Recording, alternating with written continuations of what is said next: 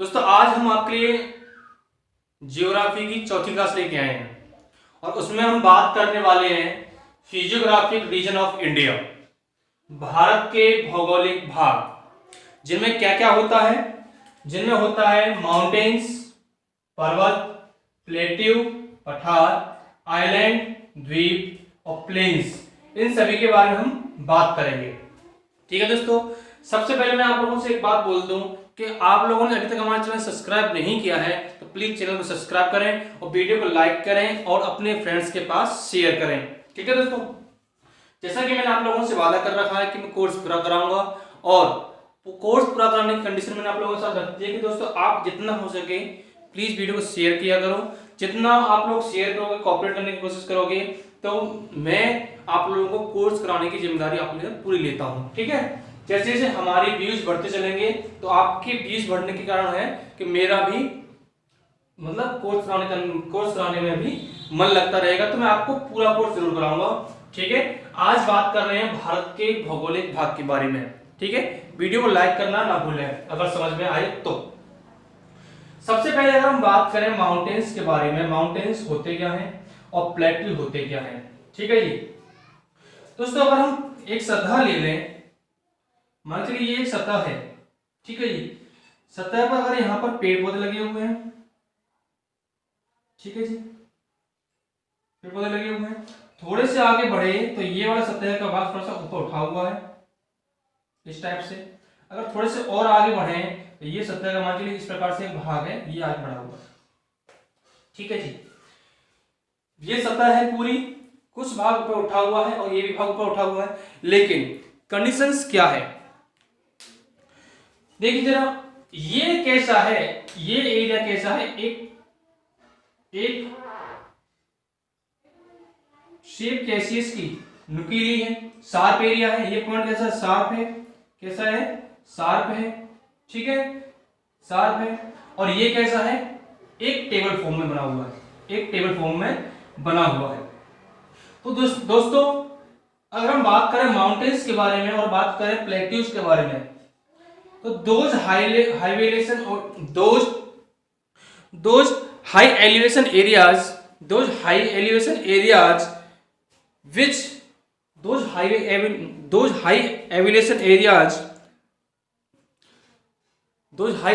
areas which have sharp upper part,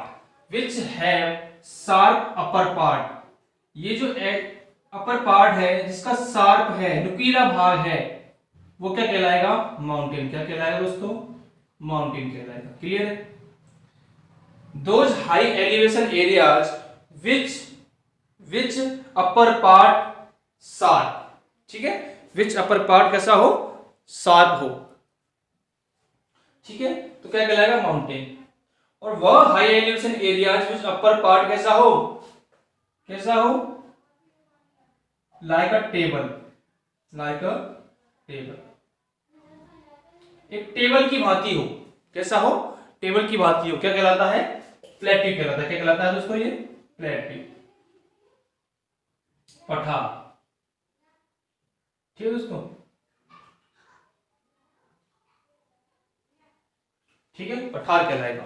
कौन सा, आप लोगों को दोनों दिख रहे होंगे, वह भाग जो नुकीला हो माउंटेन कहलाएगा और वह भाग जो कैसा हो, टेबल फॉर्म में हो, क्या कहलाएगा, पठार कहलाएगा। ठीक है जी, अब एक कंडीशन आज से क्वेश्चन पहले ये थी कि 1500 मीटर ऊंचाई, 1500 मीटर से ऊंचाई प्लस पार्ट क्या कहलाएगा, माउंटेन कहलाएगा। और 1500 मीटर से नीचे वाला भाग क्या कहलाएगा, पठार कहलाएगा। लेकिन ये बात गलत साबित हुई। कब साबित हुई, आप लोगों ने सुना होगा तिब्बत के पठार के बारे में, तिब्बत के पठार के बारे में आप लोगों ने सुना होगा, तिब्बत प्लेट्यू के बारे में, जिसकी हाइट है 4500 मीटर। ठीक है, इसकी इतनी हाइट है, तो ये तो इस प्रकार से ये क्या होना चाहिए, माउंटेन होना चाहिए, लेकिन ये क्या है, पठार है। इस कारण से ये कंडीशन ज्यादा अप्लाई होती है कि शार्प एरिया हो तो क्या हो, माउंटेन होगा, और एक टेबल फॉर्म में हो तो क्या होगा, प्लेटी होगा। ठीक है ना, ठीक है, समझ में आ गया होगा। अगर हम बात करें माउंटेन्स के बारे में, अगर हम बात करने लग जाए माउंटेन्स के बारे में, माउंटेन्स कितने प्रकार के होते हैं, माउंटेन्स कितने प्रकार के होते हैं, जरा ध्यान से देखना। माउंटेन्स आप लोगों ने सुने होंगे अभी तक, वो सुन लेते हैं। माउंटेन्स जो होते हैं, सबसे पहले अगर बात करें, सबसे पहले एक पहला माउंटेन जो होता है वो होता है फोल्डिंग माउंटेन। क्या होता है दोस्तों, फोल्डिंग माउंटेन, फोल्डिंग माउंटेन। एक क्या होता है, दूसरा होता है दोस्तों, फोल्डिंग हो गया। एक होता है, फोल्डिंग के बाद अगर बात करें ब्लॉक माउंटेन। क्या होता है दोस्तों, ब्लॉक माउंटेन।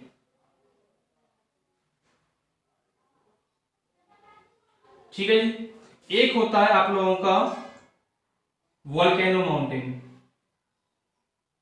वोल्केनो। और एक जो होता है वो होता है रेजिडुअल। क्या होता है, रेजिडुअल माउंटेन। ठीक है जी। इसे कहते हैं वलित पर्वत। क्या कहते हैं इसे, वलित पर्वत। इसे कहते हैं भ्रंश पर्वत, भ्रंश पर्वत। इसे कहते हैं ज्वालामुखी पर्वत, ज्वालामुखी पर्वत। इसे कहते हैं अपशिष्ट पर्वत, अपशिष्ट पर्वत। ठीक है जी।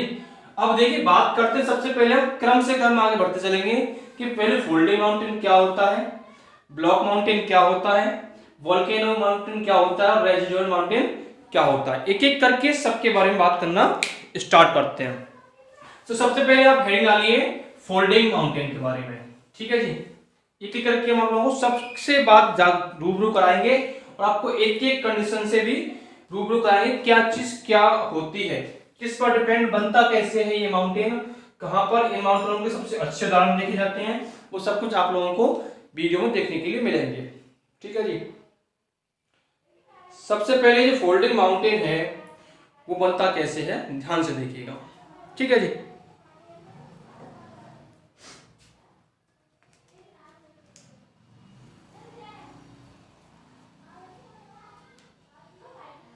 देखिए दोस्तों,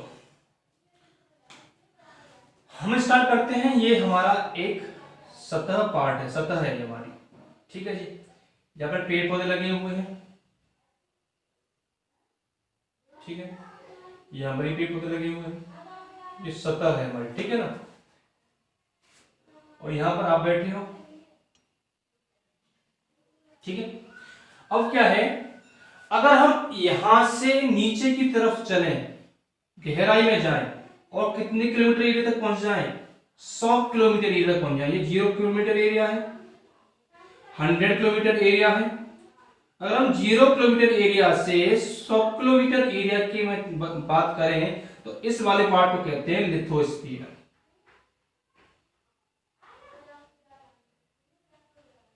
क्या कहते हैं, स्थल मंडल। ठीक है जी। क्या कहते हैं, लिथोस्फीयर, स्थल मंडल। ठीक है। अगर हम इससे नीचे 400 किलोमीटर एरिया की बात करें, नीचे 400 किलोमीटर एरिया में पहुंच जाएं, नीचे से 400 किलोमीटर एरिया पहुंच जाएं, तो यहां 400 किलोमीटर एरिया है।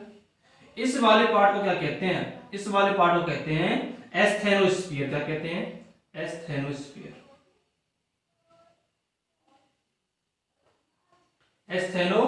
एस्थेनोस्फीयर से कहते हैं दुर्बलता मंडल। क्या कहते हैं, दुर्बलता मंडल। ठीक है जी। दुर्बलता मंडल में बात करें दोस्तों, तो यहां पर रेडियो एक्टिव सब्सटेंस पाए जाते हैं। क्या पाए जाते हैं, यहां पर रेडियो एक्टिव सब्सटेंस पाए जाते हैं।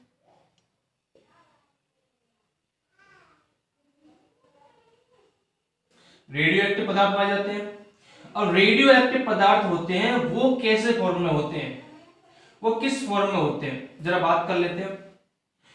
यहां पर आप लोग जानते हो, जैसे जैसे हम जमीन के नीचे जाते हैं, जैसे जमीन के नीचे जाते हैं तो तापमान बढ़ता चलता है। क्या होता है, बढ़ता चलता है। तो यहाँ का जो तापमान है वो कितना हो जाता है, यहाँ का जो टेम्परेचर है वो लगभग 1900 डिग्री सेंटीग्रेड हो जाता है। कितना हो जाता है, 1900 डिग्री सेंटीग्रेड हो जाता है। ठीक है जी, जब 1900 डिग्री सेंटीग्रेड है तो ये जो सब्सटेंस होंगे किस फॉर्म में होंगे, किस फॉर्म में होंगे, लिक्विड फॉर्म में होंगे। लिक्विड फॉर्म में होने के कारण इसी वजह से जब ये लिक्विड फॉर्म में होते हैं, जब ये लिक्विड फॉर्म में होते हैं तो इनको नाम दे दिया जाता है मैग्मा। क्या कहा जाता है इन्हें, मैग्मा कहा जाता है। क्या कहा जाता है दोस्तों, इन्हें मैग्मा कहा जाता है। ठीक है जी, क्या कहा जाता है, मैग्मा। क्या कहते हैं इन्हें, हम मैग्मा नाम दे देते हैं। क्या कहते हैं, मैग्मा। ठीक है जी, मैग्मा बोलते हैं।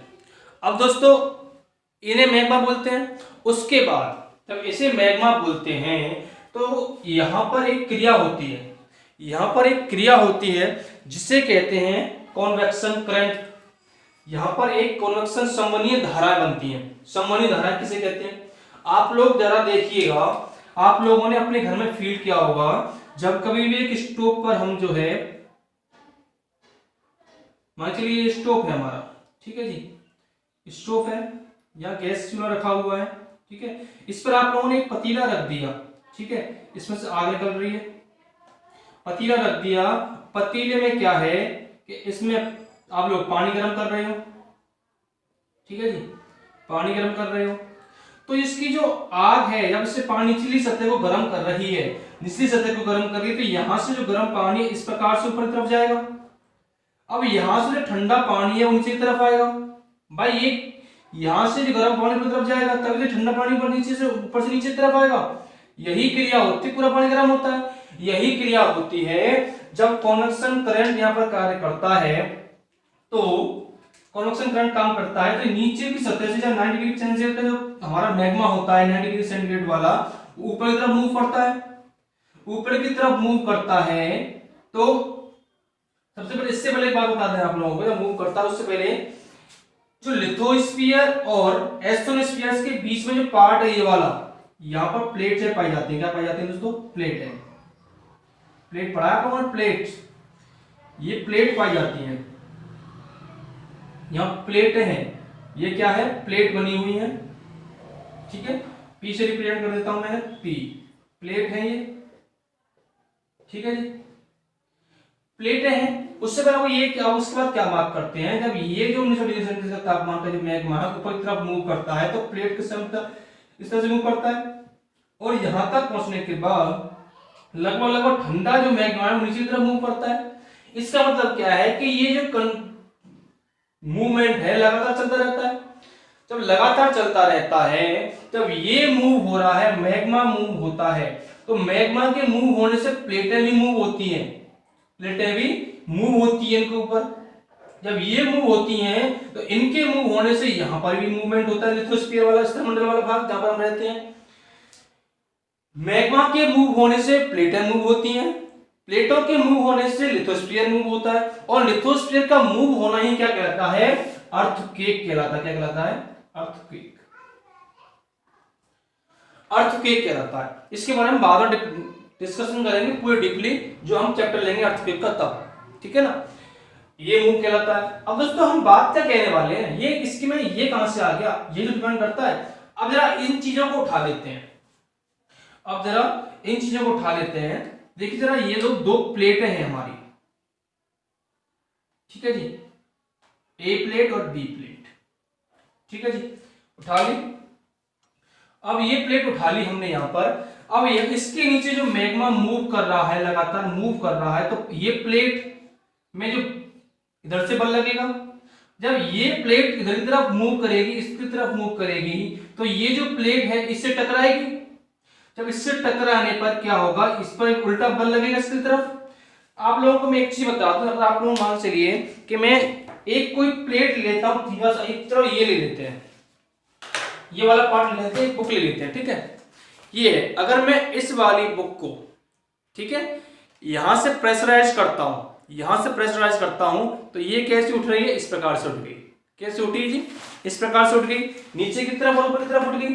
तो आप लोग कहेंगे कि ये नीचे की तरफ क्यों नहीं उठी, वो मैं बाद में बताऊंगा आपको कि ये क्लोज पार्ट होता है, इस वजह से प्रेशर ऊपर की तरफ लगता है। किस तरफ लगता है? प्रेशर ऊपर की तरफ लगता है। प्रेशर ऊपर की तरफ लगता है। जब प्रेशर टेम्परेचर ज्यादा होगा तो प्रेशर भी कैसा होगा? टेम्परेचर ज्यादा है तो प्रेशर भी ज्यादा होगा। प्रेशर कितना होगा दोस्तों? ज्यादा होगा। प्रेशर भी ज्यादा होगा, टेम्परेचर ज्यादा होगा। तब यहां से जो प्रेशर लगेगा इनके मुंह पर, तो ये यहां पर कुछ इस प्रकार से फोल्ड हो जाएंगे। क्या हो जाएंगे? फोल्ड पड़ जाएंगे। क्या पड़ जाएंगे दोस्तों? यहाँ पर फोल्ड पड़ जाएंगे। फोल्ड पड़ गए। अब ये जो फोल्ड पड़ गए, इन्हीं से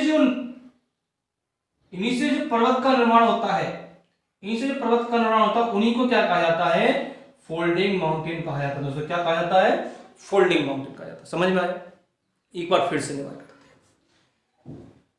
सतह से नीचे का भाग 100 किलोमीटर का क्या होता है? स्थलमंडल होता है। स्थलमंडल के नीचे क्या होता है? क्या होता है? हमारा ध्रुवलता मंडल होता है। 0 से 100 किलोमीटर भाग को कहते हैं स्थलमंडल, और 100 से 400 किलोमीटर भाग को क्या कहते हैं? ध्रुवलता मंडल। ठीक है। और इन दोनों के बीच में क्या होता है? इन दोनों के बीच में क्या स्थित है? इन दोनों के बीच में स्थित है प्लेट्स। क्या है? प्लेट्स है। अब प्लेटों के ऊपर क्या टिका हुआ है? लिथोस्फीयर है। प्लेट मैग्मा की वजह से मूव करती है, प्लेटों की वजह से लिथोस्फीयर मूव करता है। लिथोस्फीयर मूव करता है तो उसी को हम क्या कहते हैं? अर्थक्वेक कहते हैं। जब दो प्लेटें आपस में टकराती हैं तो टकराया हुआ भाग ऊपर की तरफ उठता है। ऊपर की तरफ उठता है, टकराया हुआ भाग कैसे उठता है? ऊपर की तरफ उठ जाता है। उसी ऊपर उठे हुए भाग को क्या कह देते हैं? फोल्डिंग माउंटेन नाम दिया जाता है। ठीक है जी, फोल्डिंग माउंटेन नाम दिया जाता है। अब इसके उदाहरण क्या क्या है? इसके उदाहरण देख लेते हैं। इसके उदाहरण की बात करें, सबसे पहले हमारे ही भारत में हिमालय। क्या है जी? हमारे ही भारत में फोल्डिंग माउंटेन्स के एग्जांपल्स की बात करें तो है हिमालय। हमारे ही भारत में हिमालय इसका एग्जांपल है। ठीक है जी। हिमालय कौन सा पर्वत है? फोल्डिंग माउंटेन है। हिमालय कौन सा पर्वत है? Folding mountain. अब ये किन किन प्लेटों से टकराने से बना? ये किन किन प्लेटों से टकराने से बना? एक तो इसमें टकराई यूरेशियन, और एक प्लेट इसमें टकराई है Indo Australian plate.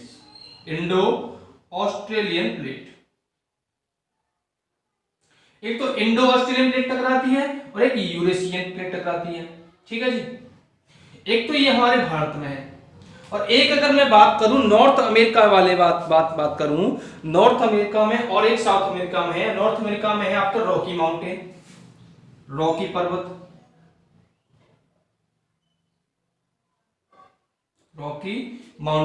Rocky mountain जो है किस किस से टकराने से बना? किन प्लेटों से? एक तो नॉर्थ अमेरिका की प्लेट टकराई है इससे, और एक प्लेट कौन सी है? एक प्लेट इससे टकराई कोकोस प्लेट। इनके आपस में टकराने से ये पर्वत बनता है। एक और मैं आपको बता दूं, एक और है एंडीज पर्वत का उदाहरण। एंडीज माउंटेन, एंडीज पर्वत, ये कहां पर है? ये साउथ अमेरिका में है। साउथ अमेरिका, ये किससे टकराई है? ये साउथ अमेरिका प्लेट, और एक और है नजाका प्लेट। क्या है? नजाका प्लेट। इनके टकराने से ये पर्वत बना। ठीक है जी। तो अभी तक मैं इतना पढ़ाया था, तो रिवाइज कर देता हूं बाद में फिर से। सबसे पहले हमने बात की भारत के भौगोलिक भाग क्या क्या है। हमने बताया माउंटेन है, प्लेट्यू है, ठीक है, और आपको बताए आइलैंड है।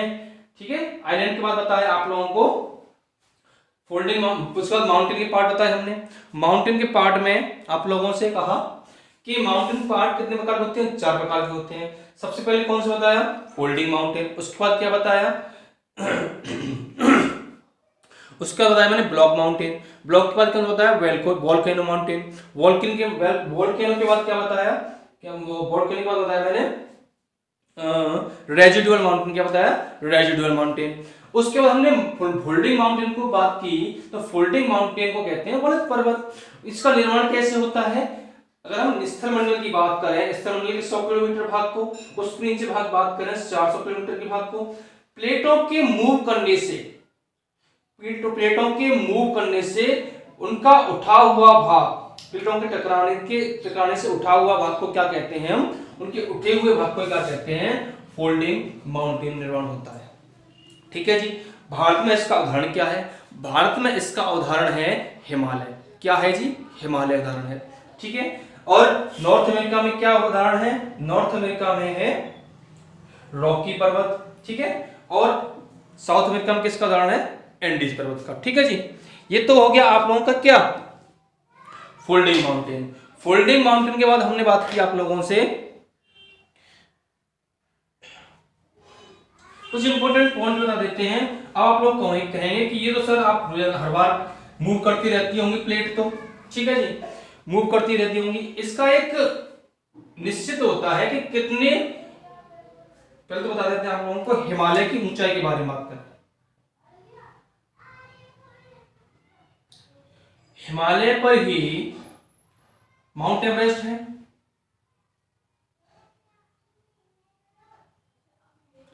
कि नहीं है। माउंट एवरेस्ट की ऊंचाई आप लोग पढ़ते होंगे 8848 मीटर, जो कि बहुत टाइम पहले की नोट की हुई है। लेकिन वर्तमान में जिसकी ऊंचाई है वो 8850 मीटर, कितनी है, 8850 मीटर वर्तमान में इसकी ऊंचाई। वो कैसे जी, ये 2 मीटर कैसे फर्क पड़ा, वो ऐसे पड़ा कि इनके मूवमेंट से, ये जो मूवमेंट हो रहा है मैग्मा का, प्लेटें जो है आपस में 7 centimetre per year, 7 centimetre per year की स्थिति से टकराती है। तो इसका मतलब क्या है, जब ये 7 सेंटीमीटर पर ईयर की स्थिति से टकराएंगी तो 7 सेंटीमीटर पर ईयर के हिसाब से ऊपर भी बढ़े, ऊंचा भाग उठेगा लगभग 7 सेंटीमीटर। इतना पार्ट एक साल में बढ़ जाएगा तो कुछ सालों बाद तो 2 मीटर पार्ट भी बढ़ा होगा। इसलिए आज जो इसकी ऊंचाई मापी जाती है लगभग में 88 से 50 मीटर ऊंचाई मापी जाती है, कभी कम नहीं मापी जाती। ठीक है, क्योंकि ये अपना फोल्डिंग माउंटेन है और फोल्डिंग माउंटेन लगातार ऊपर उठते रहते हैं। आप लोगों ने पुराने बुजुर्गों से सुना होगा कि क्या कहते हैं, पहाड़ बढ़ते हैं, पहाड़ अपना बढ़ाई ऊंचे बनते रहते हैं, इसी कारण है ये, इसी वजह से ऊंचे उठते रहते हैं। ठीक है दोस्तों, अब बात करते हैं हम कौन से, भ्रंश पर्वत के बारे में। समझ में आ गया होगा आप लोगों की, भ्रंश पर्वत के बारे में बात कर लेते हैं।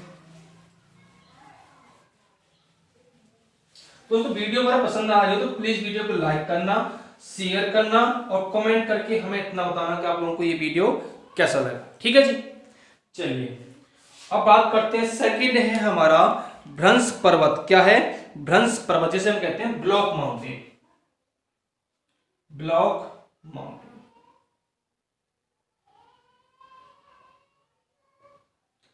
भ्रंश पर्वत, चलिए दोस्तों समझने की कोशिश करते हैं एक एक पॉइंट को। जब दो प्लेटें आपस में टकराती हैं, जब दो प्लेटें आपस में टकराती हैं तो आप लोगों ने, ये तो हमने बताया था फोल्डिंग उठा हुआ भाग था, कुछ ऐसी होती हैं, कुछ हमारे चट्टानी भाग ऐसे होते हैं इनमें क्रैक्स पड़ जाते हैं, क्रैक्स पड़ गए। अब ये जो क्रैक्स पड़ गए ना, नीचे से प्रेशर के कारण, नीचे के प्रेशर के कारण, कौन सा, मैग्मा का प्रेशर जो होता है हमारा, मैग्मा के प्रेशर के कारण ये जो चट्टानी भाग से क्रैक एरिया है ये ऊपर की तरफ उठ जाता है, उठ गया। जब ये ऊपर की तरफ उठ गया तो इस उठे हुए भाग के कारण ये स्थान नीचे की तरफ से दब जाते हैं, दब गए से नीचे की तरफ। जब ये स्थान नीचे की तरफ दब गए, नीचे की तरफ दब गए तो इन्हें कहा जाता है रिफ्ट वैली, रिफ्ट वैली, भ्रंश घाटी, भ्रंश घाटी। ये नीचे दबे हुए स्थान है, ये भी भ्रंश घाटी है, इन्हें आर से नाम दे देते हैं रिफ्ट वैली। तो रिफ्ट वैली, दो रिफ्ट वैलियों के बीच, दो भ्रंश घाटियों के बीच का उठा हुआ भाग, दो रिफ्ट वैली के बीच का उठा हुआ भाग ही क्या कहलाता है, भ्रंश पर्वत ब्लॉक माउंटेन कहलाता है। ठीक है, ब्लॉक माउंटेन कहलाता है। समझ में आ रहा नहीं आ रहा? वीडियो पसंद आए वीडियो को लाइक जरूर करना दोस्तों। ठीक है, दो रिफ्ट वैली के बीच का उठा हुआ भाग ही क्या कहलाता है? ब्लॉक माउंटेन कहलाता है दोस्तों। ठीक है जी, समझ में आ रहा है नहीं आ रहा? अब आपसे क्वेश्चन पूछा जाए कि किसके प्रेशर के कारण? मैग्मा के प्रेशर के कारण। ठीक है, मैग्मा का प्रेशर क्यों ज्यादा होता है? मैंने आपको बताया था। ये क्या होता है? एक ब्लॉक एरिया होता है, ब्लॉक एरिया में प्रेशर टेम्परेचर के कारण बढ़ता है। ठीक है, टेम्परेचर के कारण प्रेशर बढ़ता है ब्लॉक एरिया। ठीक है जी, तो प्रेशर बढ़ा मैग्मा का, जो दरारी क्षेत्र है, दरार पड़ गई है, ऊपर उठ गया। जब ऊपर उठ गया तो उनके नीचे, उनके साइड वाला हिस्सा नीचे खिसक जाएगा। तो नीचे खिसक जाएगा तो उन्हें क्या कहा जाता है? रिफ्ट वैली कहा जाता है, भ्रंश घाटी कहा जाता है। और दो भ्रंश घाटियों के बीच का उठा हुआ भाग क्या कहलाता है? क्या कहलाता है? ब्लॉक माउंटेन कहलाता है। ठीक है, अब इसका एग्जाम्पल की बात कर लेते हैं। एग्जाम्पल अगर इंडिया में देखा जाए तो इसका एग्जाम्पल है सतपुड़ा। क्या है? सतपुड़ा। सतपुड़ा रेंज है। और पाकिस्तान में देखा जाए तो पाकिस्तान का है साल्ट रेंज। क्या है? साल्ट रेंज पाकिस्तान का, साल्ट श्रेणी। ठीक है जी, ये आपके एग्जांपल्स हैं। ठीक है, अगर हम यूएसए की बात करें, यूएसए का सियरा नेवादा करके एक पार्ट है, यूएसए का है सियरा नेवादा, जो कि यूएसए में पड़ता है। वो भी किसका उदाहरण है? ब्लॉक माउंटेन का उदाहरण है। ठीक है जी, सियरा नेवादा। ठीक है जी, अब अगर हम बात करें, कितने मिनट की, एक और बात कर लेते हैं इसमें वोल्केनो माउंटेन के बारे में। Volcano mountain. ठीक है जी, ठीक है दोस्तों, बात कर रहे हैं हम वोल्केनो माउंटेन, ज्वालामुखी पर्वत के बारे में। क्या है? ज्वालामुखी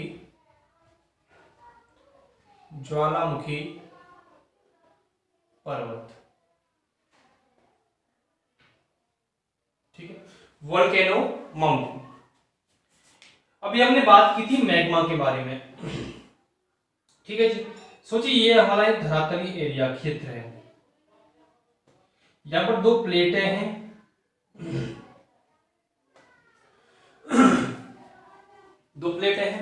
इसके नीचे मैग्मा भरा हुआ है। अब क्या हुआ कि इसकी प्लेट के ऊपर की कोई एक जगह दरार हो गया यहाँ पे। ठीक है जी, दरार हो गया। अब दरार होने के कारण पहले तो ये प्लेट ऊपर की तरफ उठ रही थी, उठ गई जी। उसके बाद इस मैग्मा का इसमें दरार पड़ गई, यहाँ पे कुछ दरार है ये वाली। अब इस प्लेट पर इतना प्रेशराइज हुआ, इस मैग्मा का इतना प्रेशर हुआ कि ये जो मैग्मा है इस दरार से होकर ऊपर तरफ आ गया, ऊपर आ गया, ऊपर आ गया तो ये जो है यहां की तरफ वेलो करेगा, यहां फैलेगा। ठीक है, यहां फैल गया, यहां आ गया, यहां आ गया। ठीक है, कुछ यहां तक पहुंच रहा है, आ गया। जब इस वजह से जो मैग्मा के विस्फोट या मैग्मा के आने के कारण, मैग्मा से बाहर आने के कारण जो पर्वतों का निर्माण होता है उन्हें कहते हैं वोल्केनो माउंटेन। ठीक है जी, इसके अगर उदाहरण के बारे में बात की जाए, ये इनके सबसे ज्यादा उदाहरण कहां देखने को मिलते हैं? इंडोनेशिया, अफ्रीका, जापान आदि देशों में मिलते हैं। ठीक है ना, इनके एग्जाम्पल कहां पर है? एक तो इंडोनेशिया में है, इंडोनेशिया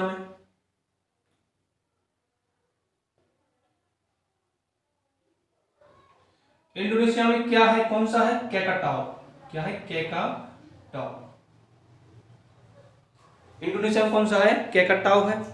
ठीक है जी, और अफ्रीका में बात करें, अफ्रीका में कौन सा है? अफ्रीका में है किलिमंजारो। ठीक है ना, साउथ अमेरिका की बात करें तो एकांकागुआ। ठीक है जी, साउथ अमेरिका की बात करें तो एकांकागुआ। अफ्रीका में कौन सा है? अफ्रीका में इसका उदाहरण है, किलिमंजारो। ठीक है, नॉर्थ अमेरिका की बात करें, नॉर्थ अमेरिका की बात करें, नॉर्थ अमेरिका का उदाहरण है इसमें एकांकागुआ, एकांकागुआ, ये इसके उदाहरण है। ठीक है जी, किसके? ज्वालामुखी पर्वत के बारे में। समझ में आ रहा होगा? प्लीज वीडियो को लाइक कर देना, शेयर कर देना। एक और बचा आप लोगों का दोस्तों, अपशिष्ट पर्वत। अपशिष्ट पर्वत जिसे हम कहते हैं रेजिडुअल माउंटेन, अपशिष्ट पर्वत।